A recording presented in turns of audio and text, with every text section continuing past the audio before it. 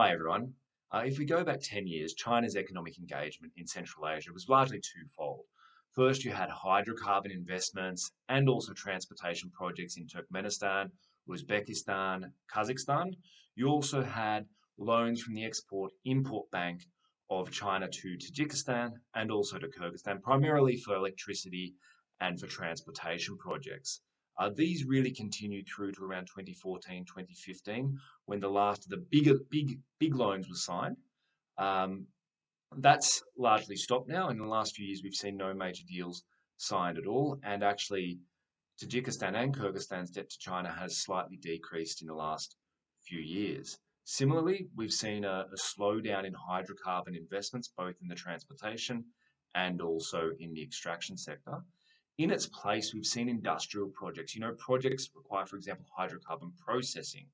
Um, these are what we call industrial projects in the paper, and they require exports, local hires, and also budgetary revenue created through taxes as the countries of Central Asia seek to move up the value chain.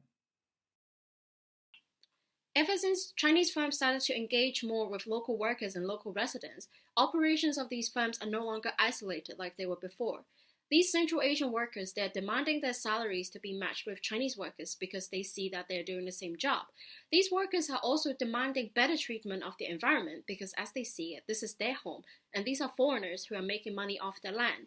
At the same time, these workers, they also see local corruption that exists between Chinese firms and local elites. And this is polarizing the relationship between locals and these elites. So the workers are demanding less of this corruption too. Up until mid-2010s, China built a lot of roads, upgraded Soviet infrastructure, and so on. But these proved to be quite problematic projects. They produced a lot of on-the-ground problems between Chinese workers and locals. Central Asian governments are restricting Chinese firms from employing Chinese workers through putting up high percentage of local workers that foreign companies must employ, and also giving out less and less work permits to foreign workers. Second, these projects did not improve the economic situation in these countries at all. So Central Asian governments no longer want infrastructure projects and they are demanding industrialization and industrial investments. This means factories like copper and aluminium processing, and the workers in Central Asia is not ready for this. There is a brain drain problem.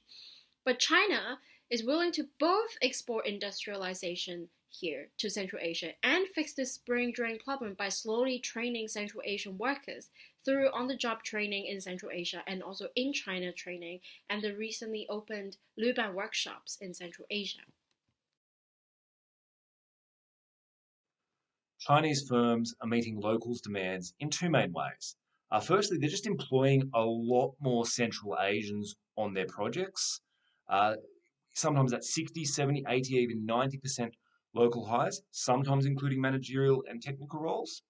The problem for Chinese companies is, though, that there's not enough skilled workers in the region to meet the demands of Chinese companies. So these companies are overcoming that by providing training in Central Asia on site, or sometimes also sending their workers back to China for technical training.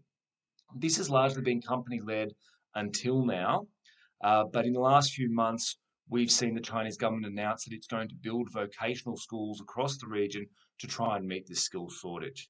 The second thing that Chinese companies are doing is getting involved with the community, including providing funds to local community projects. The issue is that there's a lack of trust with local government officials and local politicians across the region. And the more involved that Chinese companies get with these local leaders, the greater suspicion there is that they're involved in corruption. And so far, Chinese companies have not been able to overcome this suspicion.